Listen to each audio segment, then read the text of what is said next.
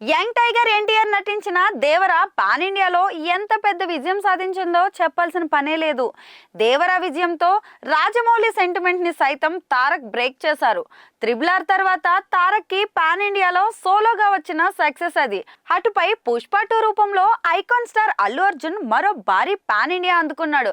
ఇటీవల రిలీజ్ అయిన ఈ సినిమా భారతీయ చిత్ర పరిశ్రమలోనే సరికొత్త రికార్డులు అయితే నమోదు చేసింది. మరి అంచనాలను మించి సంచలనాలైన చిత్రం ఇది.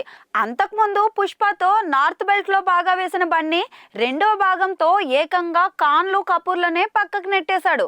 పుష్ప 2 నార్త్ బ్లాస్టింగ్ చూసి అక్కడ హీరోలకే దిమ్మ తిరిగిపోయింది. సరిగ్గా ఇలాంటి సమయంలోనే mega power star Ram Charan నటిస్తున్న గేమ్ చేంజర్ సంక్రాంతి కానుకగా పాన్ ఇండియాలో రిలీజ్ అవుతుంది. శంకర్ డైరెక్షన్ వహిస్తున్న చిత్రంపై అంచనాలైతే బాగా ఉన్నాయి.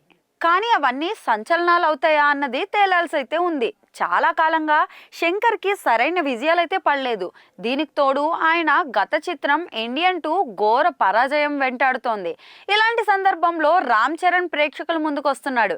ఇది అతన్ని తీవ్ర ఒత్తిడికి కూడా గురిచేసే అవకాశం ఉంది. అన్నిటికీ మించి చరణ్ సోలోగా కొట్టాల్సిన సమయం ఇది. గత సినిమా త్రిబుల్ ఆర్ విజయం అన్నది తారక్ తో షేరింగ్ మాత్రమే. అది అతడు సోలో సక్సెస్ అయితే మాత్రం కాదు. పాన్ ఇండియాలో ఆ సినిమా ఓ గుర్తింపు తీసుకొచ్చింది. అంతకుముందు బాలీవుడ్ లో రీమేక్ చేసిన జంజీర్ అట్టర్ ఫ్లాప్ అయింది. ఆ తర్వాత మళ్ళీ హిందీలో రామ్ చరణ్ కి సినిమాలే రిలీజ్ అవ్వలేదు. దీంతో గేమ్ చేంజర్ ఇప్పుడు ఆ లెక్కలన్నింటినీ సరిచేయాల్సింది. చరణ్ సోలోగా పాన్ ఇండియా సక్సెస్ అందుకొని కాలర్ ఎగిరేయాల్సిన సమయం అయితే వచ్చేసింది మరి.